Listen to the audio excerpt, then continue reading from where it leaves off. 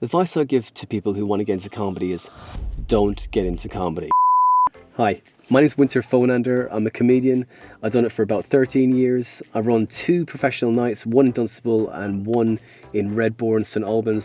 So, you had a good night so far? Yeah! And I also run an open mic new material night in Chesham. I had my first gig in, Stratford Theatre, and there was a showcase at the end of it. And I was supposed to do, I think it was a 5-minute set.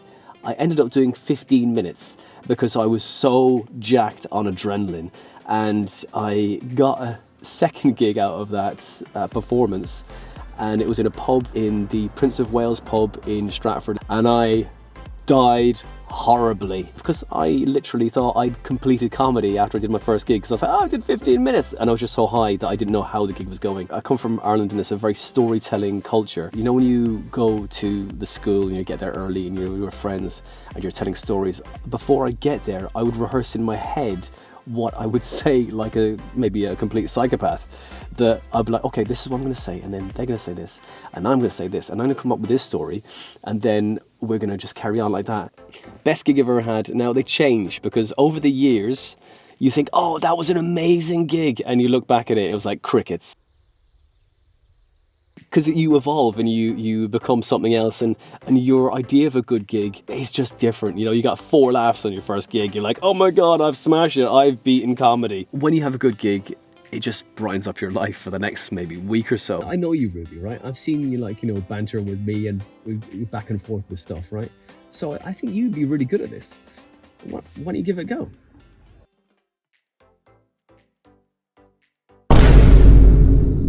By going to Winter's comedy gig in Chesham, I was able to get a feel of how it worked. Some did observational comedy, then self-deprecating comedy, whilst others did anecdotal comedy. I kept them into account, thinking about how I would create my jokes similarly to theirs. Okay, so you thought I could do this. I want to do it. I want to, but I'm terrified, so I really would like some help. Yeah, I think you can do this, Ruby. No problem at all. I will help you through every step of the way with this, right?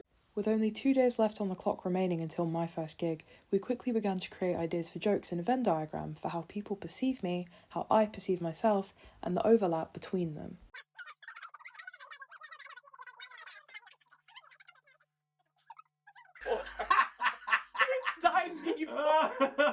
Oh, I'm good at this. Here we see Winter writing down the joke development as it happens. I needed to ensure that the jokes worked both in conjunction with one another, but also individually, so that the impact remained even if I forgot 1 or 2 of the jokes whilst I was up there.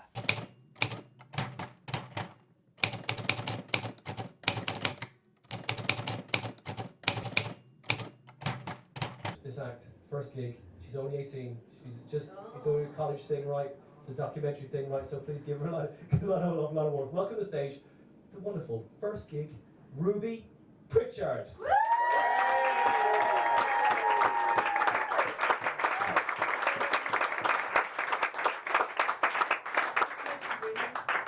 Don't worry, I'm not going to eat any of you. I'm sure you know sounds looking pretty good for your age. I know what you're thinking. Meatloaf's letting Zach go a little bit. We're already so nervous now. Sorry. I'm half Jewish, half Irish, which basically means my family survived not just 1 but 2 famines. So I'm making up for that now, guys.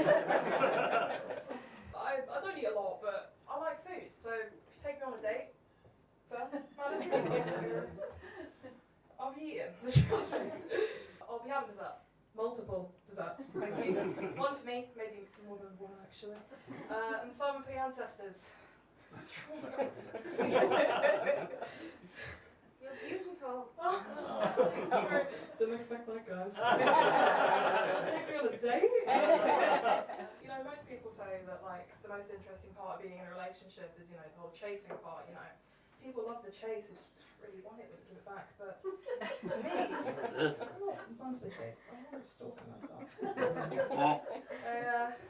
I'm not personally very good at the chase, because if you couldn't tell, I've got asthma, so the only thing I run for is an ice cream van. So I go dating sometimes, you know, as you can tell, but you know, they always ask me, you know, Ruby, where would you like to go for your first date? And I always answer the same thing, I'm always like, the cinema. And you know, they think it's because I'm a film student and, you know, I want to watch a film with them for the next 2 hours, but really, it's the only way that I can think for a man to shut the fuck up for 2 long hours. They say such silly stuff usually, you know, like, who are you? And I'm like, stop calling me, please let me go.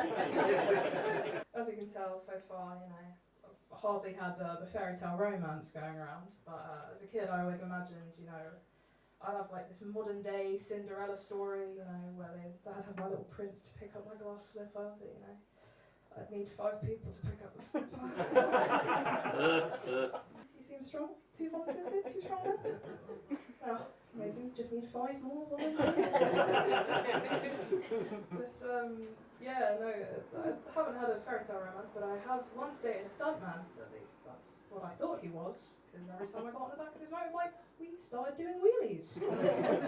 Men always like to go on about how emotional we are, and you know, I just find it crazy because when they ask me, is that the biggest penis you've seen in your life? And I go, it looks like a starved Holocaust survivor that with a few good meals, they sulk for 3 weeks. 3 whole weeks. You know, I like going out to karaoke. I speak a lot about guys in this gig, but I spend most of my time with my girl best friends over there, you know. And, you know, when I go out with them, you know, I go out with my Jewish friend, and, no, I do not sing Fiddler on the Roof.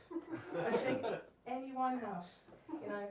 What a role model alcoholic, you know, guys? Yes, she's like dead and Jewish. Too late, right? But when I do go, I go with my Jewish friend, and guess you'd call it a duet. Thank you, it's been my first gig, and I'm very sorry, actually. Thank you for listening.